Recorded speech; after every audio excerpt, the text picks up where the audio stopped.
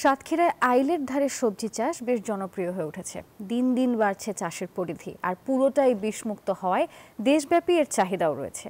আর এবছর শুধু সদর উপজেলায় অন্তত 15 কোটি টাকার সবজি বাজারজাত হবে, এমনটিই বলছে কৃষি বিভাগ।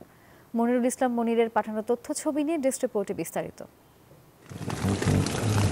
বর্ষা মৌসুম আসলে সাতক্ষীরার নিম্নাঞ্চল 6 থেকে 7 মাস জলামগ্ন থাকে। চারিদিকে পানি থাকায় কৃষকরা মাছের ঘেরের আইলে বিভিন্ন ধরনের সবজি চাষ করেন। সাতক্ষীরা সদর উপজেলার মাছের ঘেরের যেদিকেই চোখ যাবে আইলের ধারে সারি সারি ঝুলছে করলা, চিচিঙ্গা, শশা, লাউ, বরবটি, তরমুজ, মিঠা কুমড়া সহ বিভিন্ন ধরনের সবজি।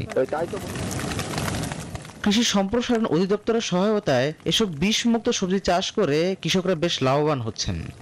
ঘেরের আইলে বিভিন্ন ধরনের সবজি চাষ করি, যেমন ঢ্যাঁড়স, বরবটি, উচ্ছে, শসা, তরমুজ। কৃষকরা মৎস্য চাষের দিকে ঝুঁকে যাচ্ছে এবং মৎস্য চাষের ফলে যে ঘেরের ভেড়িগুলা ফেলত থাকে, পতিত থাকে, এই ঘেরের ভেড়িতে সবজি চাষ করে কৃষকরা লাভবান।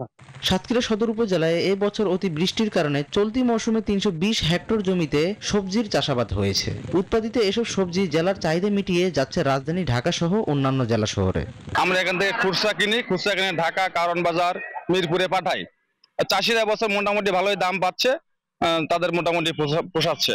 কৃষি সম্প্রসারণ অধিদপ্তরের তথ্য মতে শুধু সদর উপজেলায় এবার 4830 মেট্রিক টন সবজি উৎপাদন হয়েছে।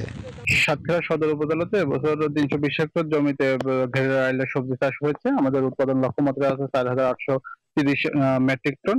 আমরা আশা করছি যে এবছর কৃষকরা এই সবজি বিক্রি করে প্রায় 14 থেকে 15 কোটি টাকা ইনকাম করতে সক্ষম হবে। আমরা কৃষি বিভাগ আমাদের কৃষকদেরকে প্রযুক্তি এবং পরামর্শ দিয়ে বিভিন্নভাবে সহযোগিতা করে যাচ্ছে। বর্ষা মৌসুমে মৎস্য চাষের পাশাপাশি একই জমিতে একাধিক ফসল উৎপাদন হওয়ায় সাতক্ষীরায় সবজি চাষের নতুন বিপ্লব শুরু হয়েছে। Desk report, news 24।